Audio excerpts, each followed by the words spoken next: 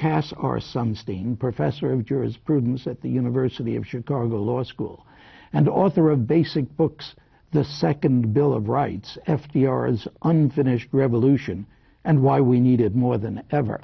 Yeah, Roosevelt's Second Bill of Rights has turned out to be lost in the United States. But the Second Bill of Rights has turned out to be one of the best American exports.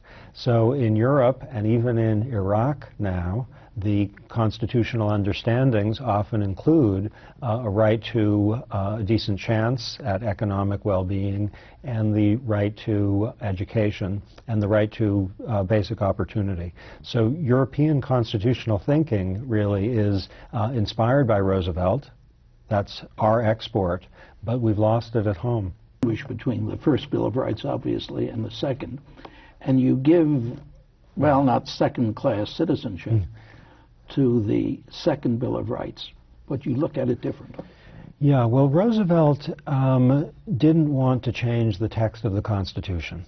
So he didn't want to add the right to a good education or the right to a home or the right to Social Security in the text of the Constitution in that forth. What Roosevelt wanted to do was say the Second Bill of Rights, including education, a chance at a job, a right to be free from domination by monopolies, a right to a home, a right to Social Security, that's a kind of promise or commitment that helps define who we are as a people, just like the Declaration of Independence. It doesn't mean that it has lower status than the original Bill of Rights, but it means it's not fundamentally for judges and the Supreme Court. It's fundamentally for the public, something the public can point to and hold its representatives to account. So what Roosevelt was nervous about was putting these things in the Constitution, partly because that would give increased judicial power. He was very nervous about judicial power. But it wouldn't be odd, and to some extent it's happened, for our current understanding of the Constitution to build at least to some degree on Roosevelt's understandings of rights. I'm following Roosevelt here. The Iraq Constitution, Article 13 of the interim Iraq Constitution, supported by the United States, borrows directly from Roosevelt's Second Bill of Rights. It says every citizen of Iraq has the right, and it's the word right, to education, security, health care, and more. It grows directly out of Roosevelt.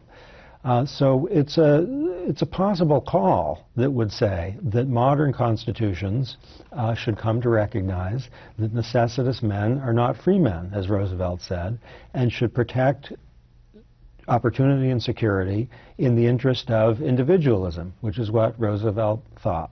Making them constitutional rights. Giving them constitutional status, putting them in the text of the document. And the vast majority of modern constitutions actually embody Roosevelt's Second Bill of Rights, which is why we have an American export here that Americans don't know about. It's as if there was some fantastic product like sneakers or ties that were being worn by everyone in Europe, and they were really good and working well, and Americans didn't even know about them.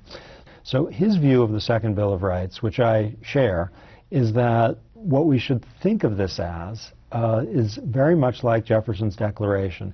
Part of what we're committed to, part of what defines our self-understandings, but we're going to keep the judges out of it. Now, a reasonable other view is that the second bill should be included either in state constitutions or in national constitutions. If we are excited about judicial protection of individual rights, then we might want the Second Bill of Rights in our Constitution.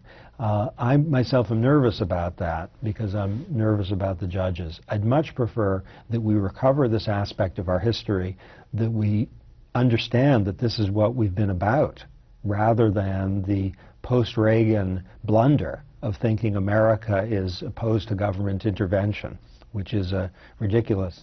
If we were to rewrite the Constitution, what do you think would happen?